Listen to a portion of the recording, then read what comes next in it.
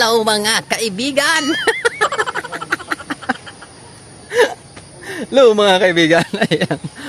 Isang magandang umaga, magandang gabi sa lahat. Ayan, kung gabi nyo tumapanood.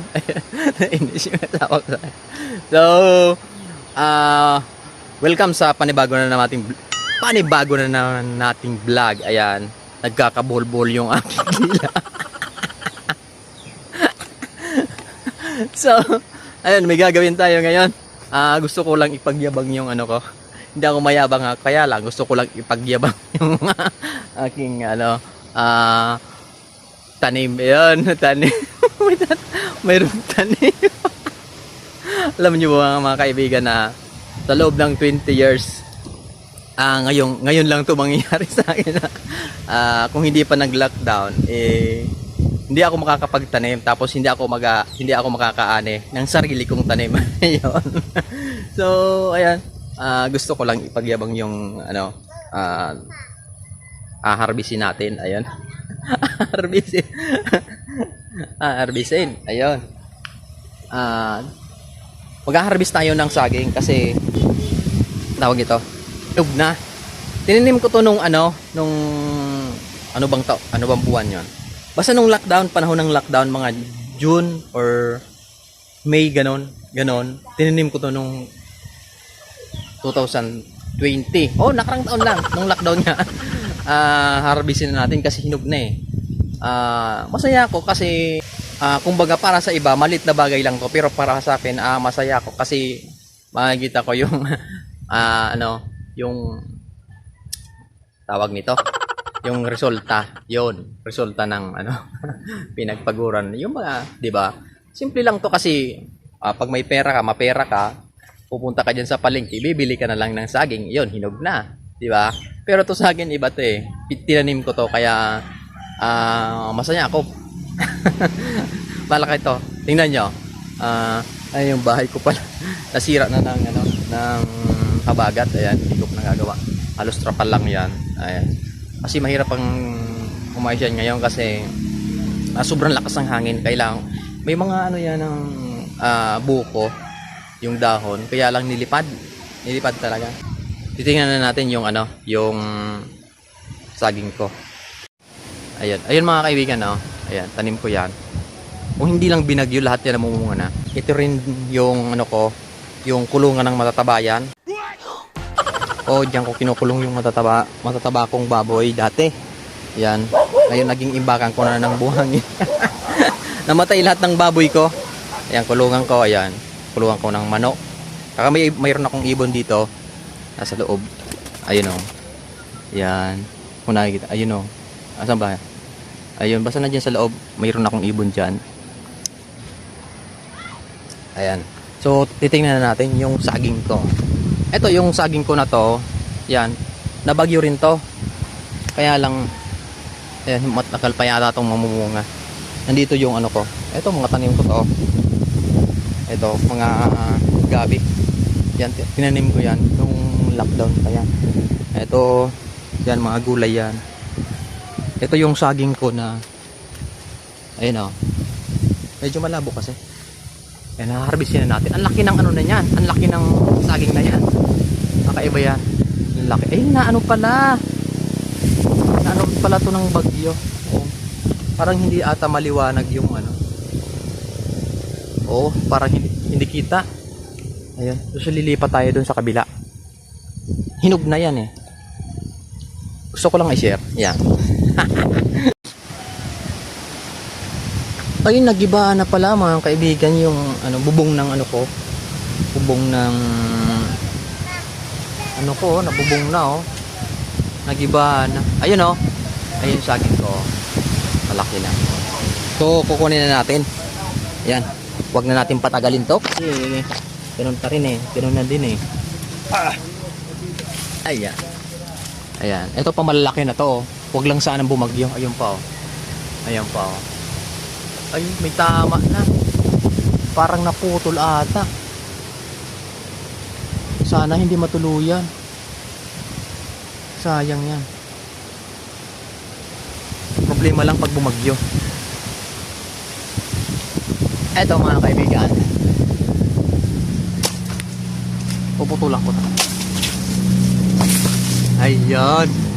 Ayan mga kaibigan, oh. Ayan, oh. Diba? Ang laki niyan. So, ano na nga yan, over na.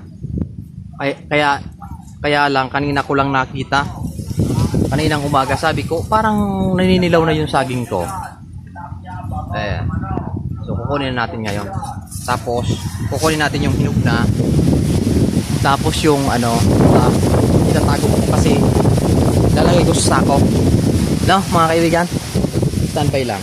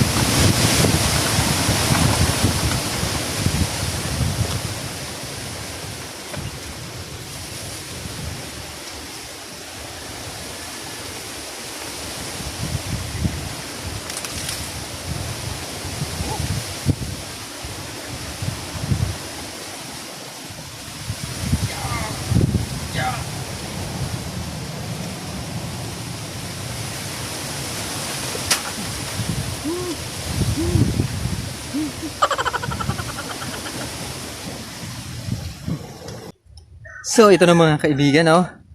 Ayan. Nabibiyak-biyak na nga yung sobrang tigas ata. Ayan, oh. Ang laki niyan. Oh, ang dami. Siguro kung bibilhin mo yan mga kulang-kulang 400.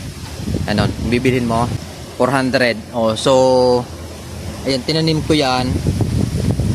Hinayaan ko lang 'yon. Parang kinakalimutan ko lang. Oh, ngayon aani na ako, kumani na ako. Kakatuwa lang mga kaibigan pagka ganito, no? Yung tanim mo tapos aani ka na. Iba yung feelings eh. Iba yung feelings pagka yung tanim mo aani ka na. Kaysa may pera ka, bibili ka, parang okay lang, parang wala lang, di ba? Ayun oh, tumama. Yan, mga ilang araw pa lahat yan, hinog na yan. Ayan. Hati-hatiin ko na lang yan, ay tatanggalin ko na lang dito. Kukunin ko na tong hinog na to. Tapos yung iba itatago ko. Yan, napakatamis nito mga kaibigan. Kasi yung mabibili mo sa sa palengke, ano na yon, kinakalburo na yon. Ito hindi, talagang hinog to sa sa puno. Ayan. So ayun na nga mga kaibigan, abot ko man sa part na to, sa walang kwentang vlog ko na to. Ayan. Don't forget to subscribe. Pakipindot na rin yung notification bell para like ang updated sa mga bagong video ko. Titikman ko yung tinanim kong saging.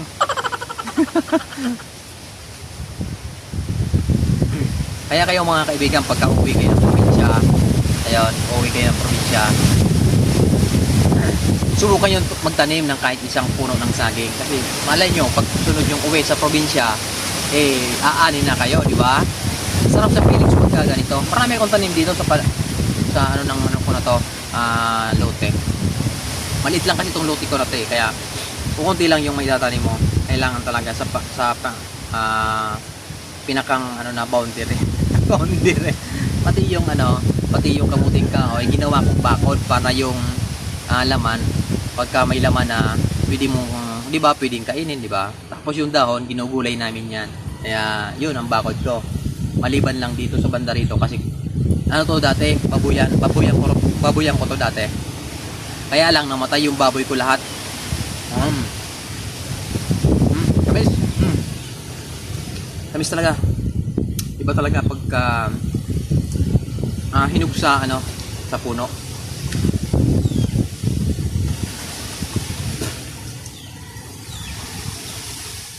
Di ba, libre ng mga kaibigan yung ano ko. Magkano abutin yung kulang-kulang 500 to. Mga 400 mga ano. Libre na. Makakain na yung mga anak ko ng sariwang saging. Diba?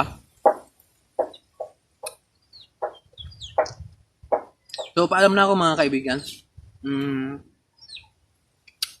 Paalam na ako kasi maliligo na ako. Papasok pa ako sa trabaho. Ayan. Saka ayusin ko pa yung pinakampuno nito. Puputulin ko kasi para mabulok siya. Ay, doon na lang. Doon sa kabila. Hindi ko rin bibidyo para mahaba na masyado to kasi baka hindi nyo makikirisan to. Hindi nyo makikirisan. So, paalam. Hanggang sa muli, paalam.